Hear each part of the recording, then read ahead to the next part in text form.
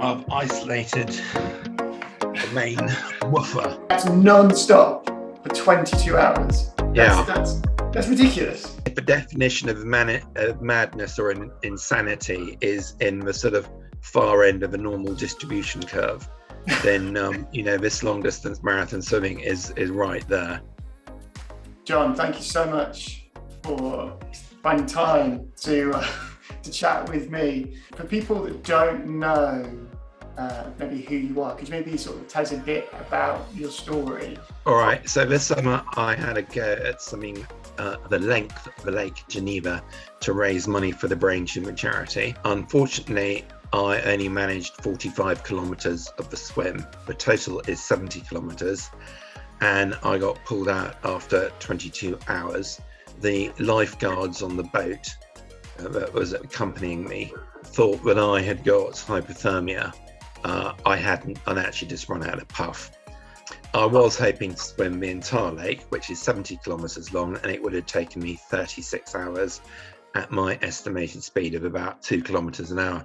I'm going back next year. I'm going to jump right into the cross of where I got out and start swimming again and do the final 25 kilometres, which should take me probably about 12 hours or something.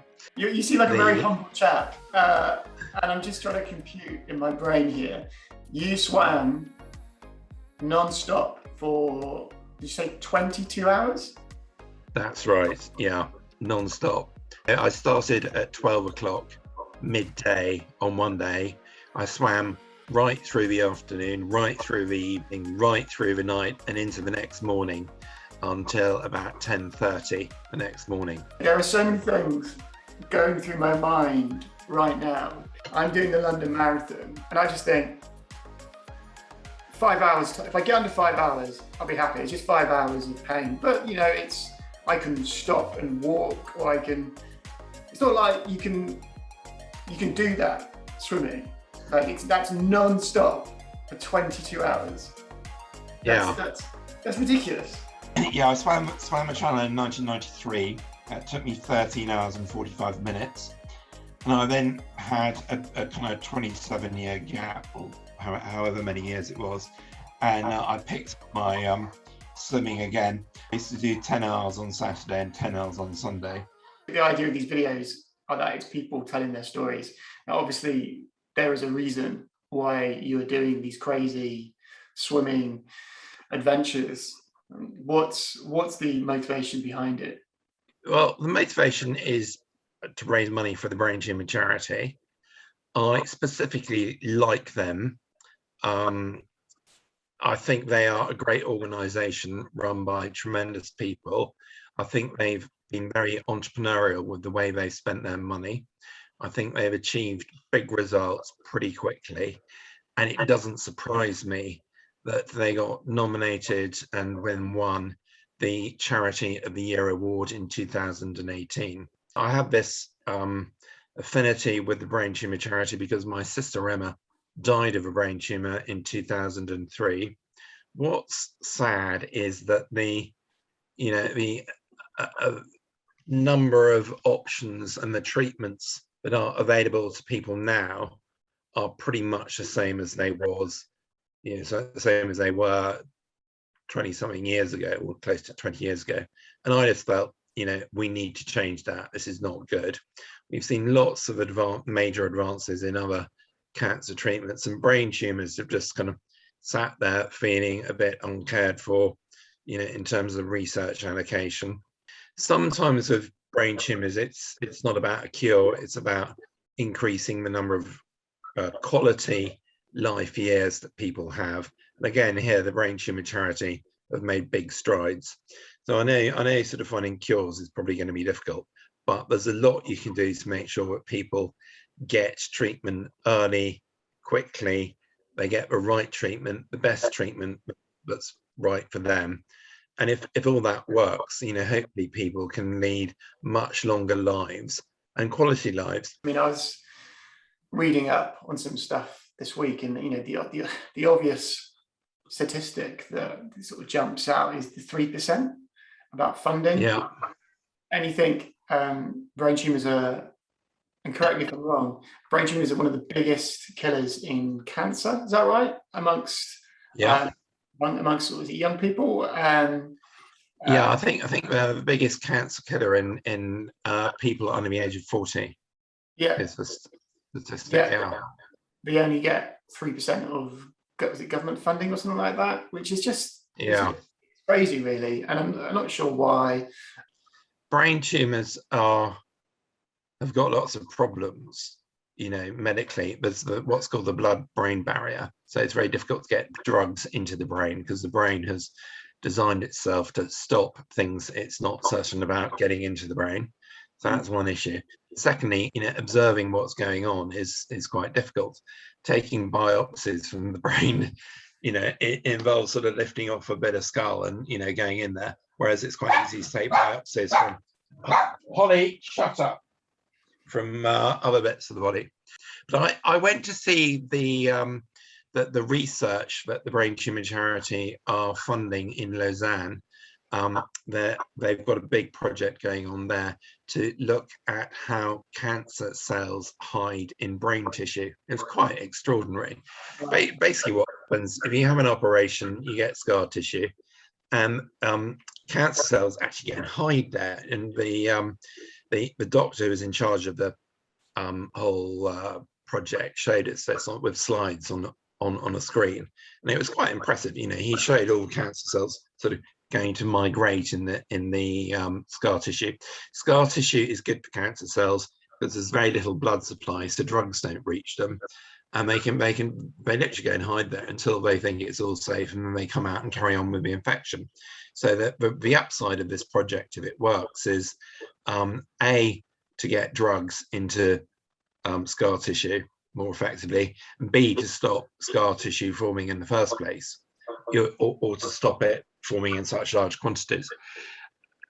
And seeing it all happen right in front of my eyes, looking at slides on screen with the computers intelligently being able to spot cancer cells and put green rings around them compared to red rings around normal cells. It was phenomenal. So that's another example of some pretty innovative research which you can really kind of see happening in front of your eyes. How do you think what happened to your sister has changed you as a person? I sort of try and enjoy life a lot more, or I'm just kind of more appreciative of being alive, kind of thing. You can live every day as if it's your last day, but I don't quite do that. But I'm much more sort of aware of what's going on. It was extremely sad, and the sadness obviously still lingers. And it's really motivated me to try and do more for people with brain tumors. How did the idea come about? Well, when I finished swimming the channel, I remember sort of, I sort of swam through the breakers, put my foot down, touched sand, walked out, and I sort of ran around on the beach and probably jumped up and down a bit and let out a few hoops. And then I got in the boat, but it'll tender to take me back to the big boat. And I did think, I'm actually not very exhausted. I could have done a bit more. So I've always kind of had at the back of my mind, I could have done a bit more than just a channel swim. So it's just been a lingering desire to go up a level and essentially progress my aquatic career. I was chatting with someone about this literally the last couple of days. I've done 10Ks, I've done a load of half marathons, and the marathon seemed like the next natural thing to do. But what worries me the most isn't actually doing the marathon, it's completing the marathon and then thinking, right, what's next? Like, what do you then go and do after the marathon? And I think that's the thing that scares me the most. And there's a Marathon des Sables, isn't there? And there are lots of 100K runs you can go and do.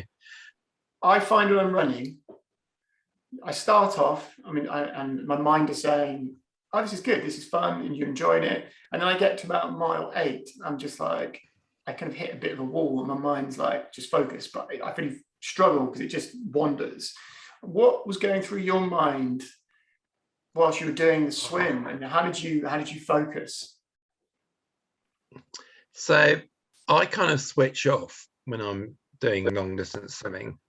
There's limited kind of visual stimulation going on because most of the time I'm just looking at the dark blue or dark black, depending whether it's night or day. Yeah. And you do come up to breathe, and you see a bit of the hills or a bit of a boat, but most of the time, there's not much sensory, stimulation going on. So I can switch off, and I don't know where 22 hours went, to be quite honest. When I finished my 10-hour swims, I'd think, where on earth did 10 hours go to? I mean, if you're in the sea, you do dream about sea monsters and, being the first shark attack victim ever recorded in UK waters a bit. I don't think Lake Geneva's got any kind of man-eating fishes swimming around in it. I mean, there are meant to be some catfish, but I think they're bottom feeders, and I don't think there's been a recorded incident of a person being attacked by a catfish. We're meant to be large pike as well. There's nothing that's going to kill you in Lake Geneva. Whereas in the deep blue sea, you do have to get used to the idea that there might be big things right underneath you. You convince yourself that there aren't, because there have been no recorded reports of shark attacks in the Channel or indeed in British waters. But you always think to yourself, well, maybe I'm going to be the first. They're not too far away, the sharks. Thank you so much for giving up your time to chat with me.